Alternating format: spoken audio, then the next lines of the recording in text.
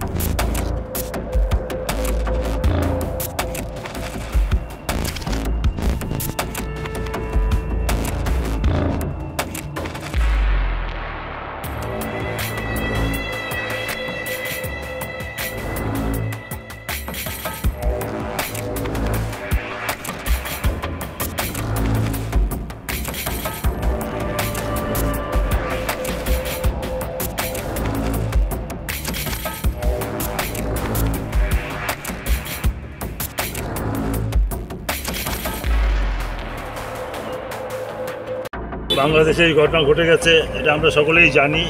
এটা এমন সরকার বিরোধী একটা আন্দোলন হয়েছে, তারা সরকার পরিবর্তন করেছে, কিন্তু সেইটা করতে গিয়ে সেই সংবাদ পরিবারের ঘটনাগুলির যে সংবাদ তা সাধারণ মানুষের কাছে তুলে ধরার জন্য সাংবাদিকরা সেখানে উপস্থিত হয়েছেন। এটা সাংবাদিকদের দায়িত্ব কর্তব্যের মধ্যে পড়ে এবং এটা করতে গিয়ে যেভাবে সাংবাদিকদের উপর সাংবাদিকরা আক্রান্ত হয়েছেন এর নিন্দার কোনো ভাষা নেই। ইতিমধ্যেই 5 জন সাংবাদিকের মৃত্যু ঘটেছে, আরও অনেকেই আহত হয়েছেন।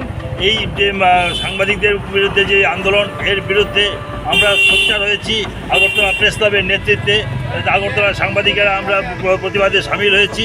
আশা করব যে বিশ্বের বিভিন্ন প্রান্তেই এর প্রতিবাদে মানুষ সোচ্চার হচ্ছেন এবং আগামী দিনে এর প্রতিফলন যে অনেক অল্পতেই দেখা যাবে তা নিশ্চিত করেই বলা চলে। আমরা আশা করব যে যারা গণতান্ত্রিক আন্দোলন পরিচালনা করেন তারা এই ব্যাপারে আরও সচেতন হবেন এবং বাংলাদেশে যারা নিহত হয়েছেন তাদের যাতে ক্ষতিপূরণ তারা পেতে পারেন এবং অন্যদের নিরাপত্তা নিশ্চিত হয় তা দেখতে হবে। সেইটা বাংলাদেশ সরকার এবং যারা আন্দোলনকারী তাদের প্রত্যেকের কাছেই আমাদের এইটা আবেদন।